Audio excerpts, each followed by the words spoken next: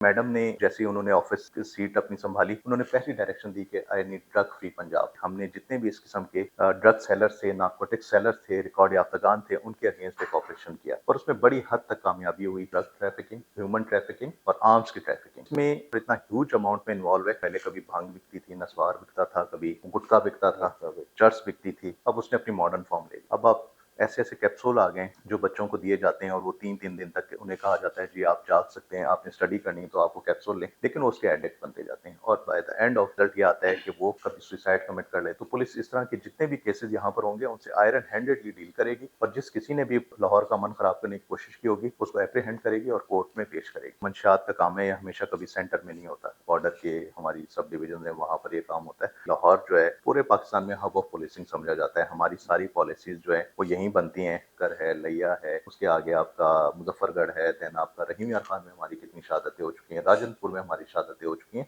तो ये मेरा बड़ा क्लियर मैसेज है इस किस्म की तमाम पाकिस्तान मुखालिफ कुव्वतें हैं, तहरीक तालिबान है जो ये समझती है कि वो किसी भी तरह हम पर अटैक करके हमारे हौसले पस्त करेगी, तो ये कभी भी नहीं हो। अस्सलाम वालेकुम नाज़रीन, आप देख रहे हैं खबरें डिजिटल। आज हमारे साथ एसएसपी इन्वेस्टिगेशन लाहौर मोहम्मद नवीद साहब मौजूद हैं। आइए इनसे गुफ्तगू का आगाज़ करते हैं। अस्सलाम वालेकुम सर। वालेकुम सलाम। सर बहुत शुक्रिया आपका टाइम देने का। सर ये बताइएगा, एक परसेप्शन है कि पुलिस में एफआईआर जब दर्ज होती है तो इन्वेस्टिगेशन विंग के पास आती है, इतने रिसोर्सेज नहीं है इन्वेस्टिगेशन विंग के पास, जिसकी वजह से कोई उस मतलब लोग इतना मतलब उस पर नहीं मुतमिन होते।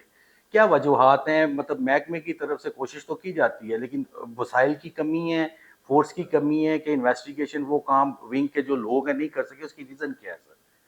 देखें, ये आपका क्वेश्चन बड़ा ही वैलिड है और आपका बहुत शुक्रिया कि आपने मुझे मौका दिया कि मैं आपके चैनल के थ्रू पब्लिक को अवेयरनेस दे सकूं कि हमारे क्या मसाले हैं, पब्लिक की हमसे क्या एक्सपेक्टेशंस हैं और इन्वेस्टिगेशन विंग का रोल क्या है।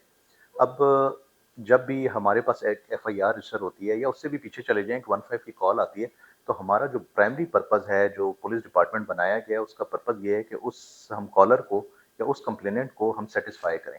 अब एफआईआर रजिस्टर होने के बाद वो एफआईआर क्योंकि इन्वेस्टिगेशन पुलिस के पास आ जाती है और फिर एक डिटेल्ड उसकी इन्वेस्टिगेशन होती है starting from the very 15 call कि ये 15 कॉल किसने की, फिर उसमें कंप्लेनेंट कौन है, अक्यूज्ड कौन है और वो सारी चीज़ें लेकर till the completion of challan to be submitted in the relevant court और वहाँ से एक्विटल या कन्विक्शन। अब आपने जो रिसोर्सेज की बात की, तो लाहौर एक मेट्रोपॉलिटन सिटी है।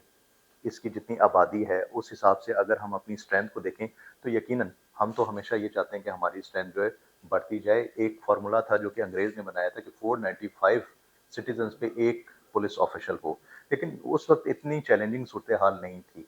आज ज़्यादा चैलेंजिंग सूरत हाल है। हम पब्लिक फ्रेंडली पुलिसिंग करने इस वक्त करने बैठे हैं, ना कि हम एक कॉलोनियल एरा में हैं। तो इसमें हम ये चाहते हैं कि हमारी तादाद ज़्यादा से ज़्यादा हो और हमारी स्ट्रेंथ ज़्यादा हो और हम पब्लिक को ज़्यादा फैसिलिटेट कर सकते हैं, क्योंकि हमने ना सिर्फ कंप्लेनेंट को सुनना है बल्कि अक्यूज्ड को भी उसके पैरेलल सुन के ये देखना है कि क्या ये एफआईआर झूठी तो नहीं है। अगर ये खारिज होनी है तो अक्यूज्ड के साथ ज्यादती तो नहीं हो रही, और इन केस अगर ये चालान होनी है तो कंप्लेनेंट को हमने रिलीफ देना है। बाकी रिसोर्सेज जो है हमें सफिशिएंट मिलती हैं और हम कोशिश करते हैं कि उसका ज्यादा से ज्यादा बेनिफिट अपने जो पब्लिक है, वो इधर वो कंप्लेनेंट है या वो अक्यूज्ड है, उनको पहुंचाया जाए। इस क्वेश्चन को मैं क्लोज करते हुए आपको ये बताता चलूं कि जितना रिलीफ इन्वेस्टिगेशन विंग अपने कंप्लेनेंट्स को, अपने शहरियों को दे सकती है, उतना रिलीफ और कोई विंग नहीं देता, बल्कि इन्वेस्टिगेशन विंग ही है जो प्राइमरी पर्पस जो पुलिस बनाने का है वो हल करती है, वो पब्लिक को फराहम करती अच्छा सर ये बताइएगा, जिस तरह लाहौर में पुरानी दुश्मनी है, है। जी। उसमें मतलब कत्लो गारत भी होती है। और ये रिसेंटली जावेद भट्ट भी उसकी एक है, अमीर बलाज भी है। वो दुश्मनी तो मेरे ख्याल से भी इतनी पुरानी है कि अब तक उसको पुलिस को या लोगों को, सियासतदानों को कोशिश करके ख़त्म कर देना चाहिए था।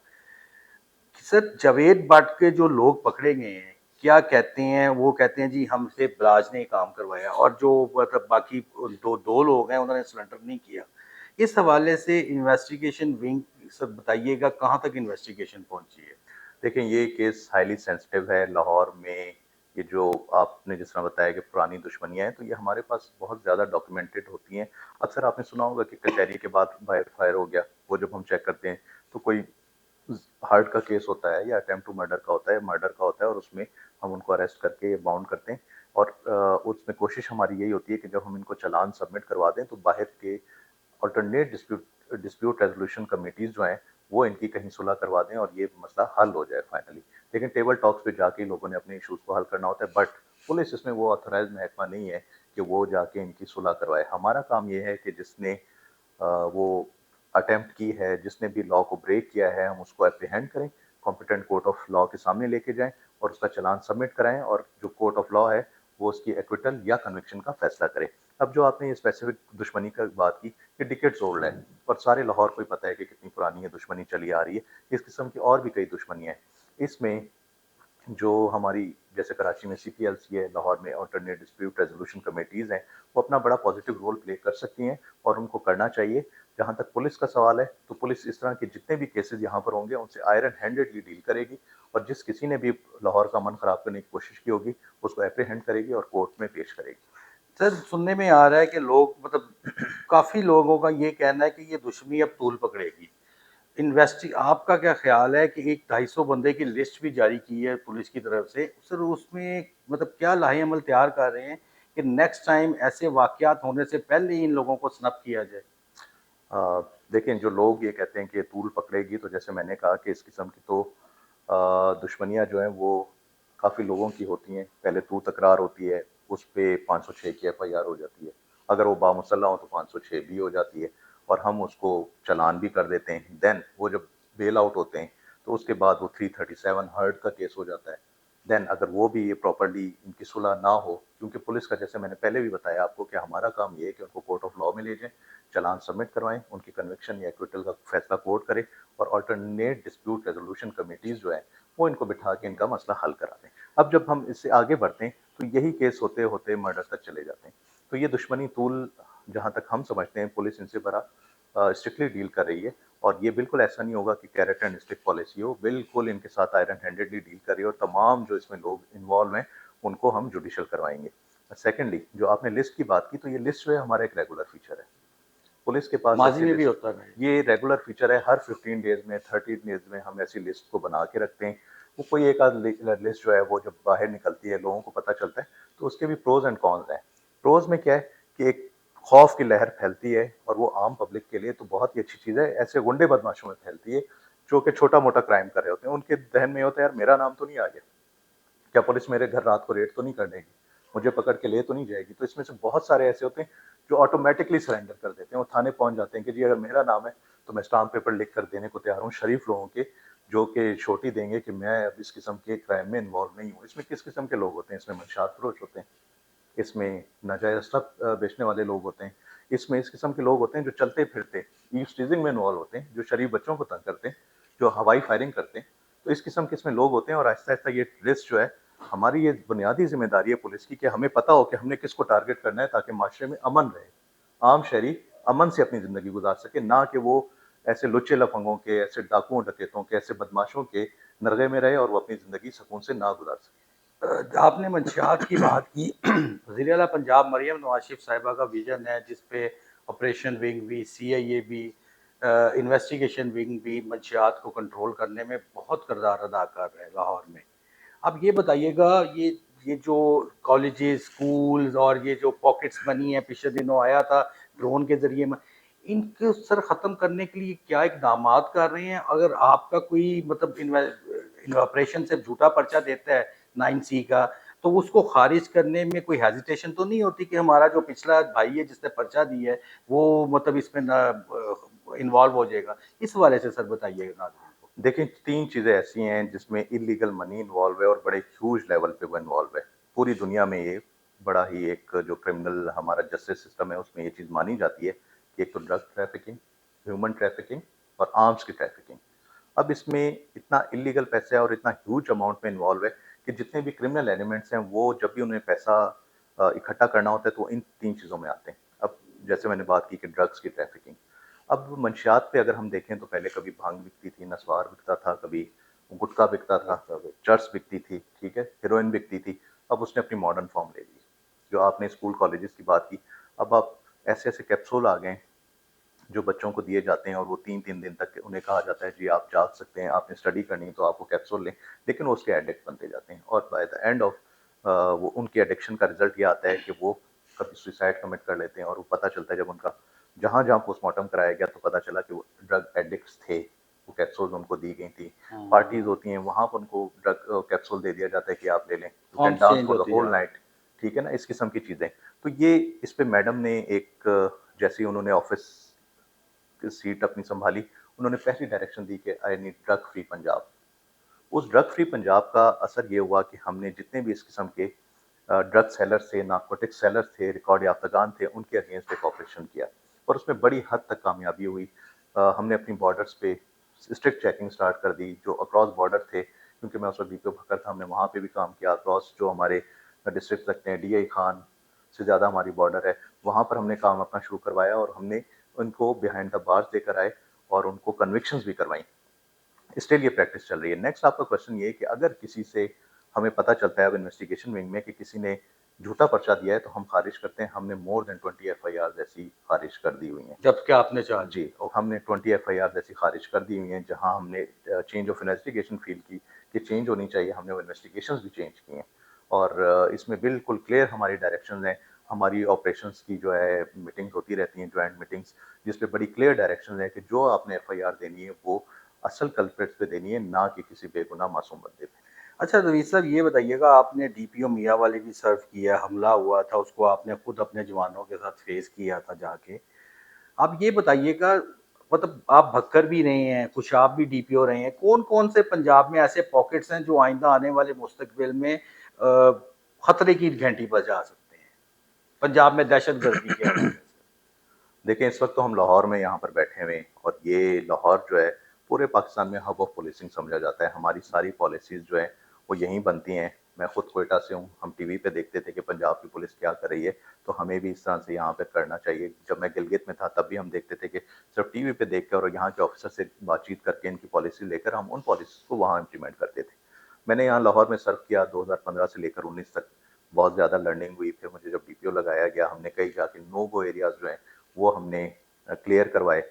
उसके बाद जो ये स्पेसिफिक आप मियाँ वाली के इंसिडेंट की जो बात कर रहे हैं, तो इसमें सबसे जो हमारे बॉर्डरिंग एरियाज़ जितने भी हैं, वो बड़े ही सेंसिटिव हैं, इंतहाई वल्नरेबल हैं। वहाँ हमारे बहुत अच्छे ऑफिसर्स जो हैं वो एज़ डीपीओ काम कर रहे हैं। वहाँ हमारी जितनी एलईएज़ हैं, जितनी भी यूनिफ़ॉर्म की फ़ोर्सेज़ हैं, इंतहाई एक्टिव हैं। तो वो इंटेलिजेंस कलेक्ट कर रही हैं और वो पूरी इस तरह मुस्तैदी से प्रोफ़ेशनलिज़्म से काम कर रही हैं कि कोई भी इस किस्म का एलिमेंट अंदर ना आए। जितना भी बॉर्डरिंग एरिया है स्टार्टिंग फ्रॉम अटक टू रहीम यार खान, ये पंजाब की बॉर्डर है। यहाँ पर हमारी जो गवर्नमेंट है उसने बहुत अच्छे हमारे साथ फंड्स हमें रिलीज़ करके दिए ताकि हमारी जो बॉर्डर चेक पोस्ट हैं, रिवराइन चेक पोस्ट हैं, वो स्ट्रेंथन हम करें। वहाँ पर हमने नाइट विजन कैमरास लगाए हुए हैं, हमने थर्मल डिवाइसेस लगाई हुई हैं ताकि इस किस्म के एलिमेंट्स पर हम नज़र रखें। और जितनी हमारी शहादतें हो रही हैं वो आपकी नॉलेज में होंगी, जिस तरीके से बेशक। पुलिस उनको रोक रही है, आईडीज़ वो लोग लगाते हैं, हम उनको अरेस्ट करते हैं। सीटीडी हमारी बड़ी प्रोफेशनलिज्म से काम कर रही है। हमारी दीगर जो इंटेलिजेंस एजेंसीज़ हैं वो हमारे साथ शोल्डर टू शोल्डर चल रही हैं और इंशाल्लाह आने वाले दौर में मैं देख रहा हूँ कि हम इनको रोकेंगे और कोई इस किस्म की चीज़ पंजाब को खतरा नहीं पहुँचा सकेगी। सर एक जस्ट एक क्वेश्चन आया ज़हन में। मियाँवाली का हमने टीवी पे देखा, मैंने उस स्पॉट पे नहीं था, लेकिन आपको आईजी साहब ने बड़ा एप्रिशिएट किया उधर आके।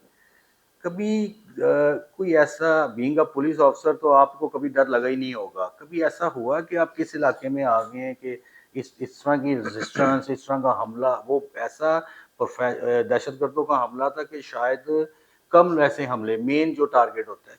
आपकी क्या थिंकिंग थी उस बारे में उस टाइम? देखिए, जब हम पुलिस में आते हैं, पुलिस को ज्वाइन करते हैं तो डे 1 हम जो ओथ लेते हैं उसमें ये होता है कि जो ये कंट्री है, इसके लिए हम अपने खून का आखिरी कतरा भी बहाएँगे। और जब कभी भी इस किस्म की हमें इन्फॉर्मेशन मिलती है, तो right from the rank of constable to the IG, उन सब का ये होता है कि इसकी वजह से पहला जो फायर लगना है वो हमारे सीने पे लगे और उसके बाद किसी आम शहरी को लगे। तो मतलब ये जो हमारे थाने जितने बने हुए बॉर्डर एरियाज में, वो मकड़वाल थाना था, वो भी just on the border of Punjab बिस्कोहाट और रकी लकी मरवत है। फिर उसके साथ हमारी चेक पोस्ट है, वहाँ जितने हमारे जवान तैनात हैं, एक एक का जज्बा यही है। पिछले दिनों एक हारून शहीद पोस्ट पे हमारे मियाँ वाली पे अटैक हुआ जिसमें हारून जो था वो हमारा शहीद हुआ। देन आप आगे चलते जाएं, भक्कर है, लैया है, उसके आगे आपका मुजफ्फरगढ़ है, देन आपका रहीम यार खान में हमारी कितनी शहादतें हो चुकी हैं, राजनपुर में हमारी शहादतें हो चुकी हैं। कोई वो जवाब हर जवान के दिल में यही जज्बा है, वो जिस दिन से उसने यूनिफॉर्म पहना है और आईजी के लेवल तक हर एक में यही जज्बा होता है। हमारे कई सीनियर ऑफिसर्स जो इस रैंक के हैं वो सब इसी तरह से शहीद हुए, इसी तरह इन्हीं के हाथों से टारगेट हुए। तो ये मेरा बड़ा क्लियर मैसेज है इस किस्म की तमाम जो पाकिस्तान मुखालिफ क़ुव्वतें हैं, तहरीक-ए-तालिबान है, जो ये समझती है कि वो किसी भी तरह हम पर अटैक करके हमारे हौसले पस्त करेगी, तो ये कभी भी नहीं होगा। सर आखिरी जाते-जाते ये सिर्फ़ एक मेरे ज़हन में क्वेश्चन आया अवाम का, जो लोगों का तासर है उनसे मिलते हैं, वो कहते हैं जब इन्वेस्टिगेशन ठीक नहीं होती 3 टाइम इख्तियार होता है, वो अपनी इन्वेस्टिगेशन चेंज कराता है, जिसको बोर्ड कहते हैं, बोर्ड बैठते हैं। जी। उस बोर्ड में एसपी मुतल्लिका इन्वेस्टिगेशन बैठता है, आप बैठते हैं, देन फिर वो इंचार्ज बैठता है। मतलब लोग क्यों मतलब अपनी इन्वेस्टिगेशन चेंज करवाने आते हैं, और वो कहते हैं कि जब मतलब लाइक जो आईओ ने लिख दी है, तो उसके बाद वो जो ऊपर वाला ऑफिसर है कोशिश यही करता है कि जो आईओ की बात है उसको किया जाए। इसमें किस हद तक सच्चाई है सर? मतलब देखें। लोग कहने नाराज हैं कि इन्वेस्टिगेशन हमारी चेंज नहीं होती। मतलब लाइक एक दफा अप्लाई किया, डिनाई हुआ, 2 दफा हुआ, तीसरी दफा भी ना फिर खत्म हो जाता है। क्यों नाराज है लोग इस पे? अ, इसको क्लियर कीजिएगा। हाँ, ये मैं बड़ा अच्छा सवाल है आपका। मैं पब्लिक को ये बड़ा क्लियर बता देना चाहता हूँ कि जब इन्वेस्टिगेशन फाइनल होती है, उसमें जैसे मैंने पहले बताया था कि आईओ सबसे पहले उस केस को सुनता है। उसमें अक्यूज़ के खिलाफ क्या एविडेंस आया है, वो उन दोनों पार्टीज़ को सुन के बताता है कि जी फलाँ-फलाँ एविडेंस है जिस पे मैं आपको गिल्टी करने जा रहा हूँ, ठीक है? या जो कंप्लेनेंट है उसको बताता है कि फलाँ-फलाँ एविडेंस है आपके आपकी जो कि फ़ेवर में नहीं है, लिहाज़ा मैं ये एफआईआर खारिज करने जा रहा हूँ। ये दोनों चीज़ें उनको बता के वो अपनी इन्वेस्टिगेशन को डिसाइड कर लेता है। अब इनमें से जिसको भी एतराज़ होता है, वो उस इंचार्ज इन्वेस्टिगेशन को सबसे पहले अप्रोच करता है कि जी मेरी ये जो है इस पे रिजर्वेशन है इन्वेस्टिगेशन पे, लिहाजा आप उसको सुन लें। इंचार्ज ने वैसे भी फाइनल करनी होती है क्योंकि थाने में इतनी इन्वेस्टिगेशन होती नहीं है, वो उन सबको सुन के अपनी रिपोर्ट उस पे बना के अपने कंसर्न डीएसपी को देता है। फिर वहाँ से एक एप्लीकेशन जो है हमारे पास आ जाती है कि मैं I am not satisfied with this investigation और मेरी ये इन्वेस्टिगेशन बोर्ड में रखी जाए, इसको चेंज किया जाए। हम उसके मेरिट्स और डीमेरिट्स को देख के डिसाइड कर लेते हैं। हमारे पास जो ऑन एवरेज एप्लीकेशंस आती हैं, वो 1 हफ्ते में 40 आती हैं। हुँ। अब अगर आप रजिस्ट्रेशन ऑफ क्राइम को देखें, वो कितना है, 40 क्या फिगर है, तो ये मेरा ख्याल कोई 1% या 2% बनती है, तो बाकी जितने लोग हैं वो अपनी दे इन्वेस्टिगेशन आर से हैप्पी। सैटिस्फाइड हैं। अब उस 40 में से भी 20 या 15-20 जो है हम चेंज कर देते हैं। यानी हमें लगता है कि इसमें मार्जिन है कि इसको एक सीनियर ऑफिसर री-इन्वेस्टिगेट करे। अब वो जब री-इन्वेस्टिगेट करते हैं, उनमें से भी 25%, 35% ओपिनियन डिफरेंट आता है। अब जिनका डिफरेंट आता है, तो उसमें जो आईओ होता है जिसने फर्स्ट इन्वेस्टिगेशन की है, उसको फिर हम उसमें शो कॉज नोटिस देते हैं, डिपार्टमेंटल एक्शन होता है। देन अब वो जो चेंज हुई हैं फर्स्ट बोर्ड में, वो फिर सेकंड बोर्ड में भी जा सकते हैं। सेकंड बोर्ड डीआईजी साहब इन्वेस्टिगेशन शेयर करते हैं उसको, वो उसमें डिसाइड करते हैं, और थर्ड बोर्ड जो है वो आईजी साहब के पास होता है, एडिशनल आईजी साहब इन्वेस्टिगेशन उनके लिए पंजाब ऑफर जो करते हैं। देखते हैं। जी। तो इस तरीके से ये होता है, लेकिन ज़ाहिर है ये एक ऐसा प्रोसेस है, एक रिलीफ भी है, और पब्लिक को ज़ाहिर है जब उनको एतराज़ होता है तो उनको थोड़ा-सा ऑफ़िस में आना भी होता है, इसलिए थोड़ा-सा लोग शायद इसको अवॉइड करते हैं। मोस्टली मैंने आपको जैसे पहले ही बताया कि 80% तो हमारा जो कंप्लेनेंट है या अक्यूज़ है वो सैटिस्फाई हो जाता है और then competent court of law में जाता है, जहाँ पर एक और फोरम है उनके पास कि अगर वो जज जो है वो उससे मुतमईन नहीं है, तो वो वहाँ पर भी अपना एविडेंस दे सकते हैं।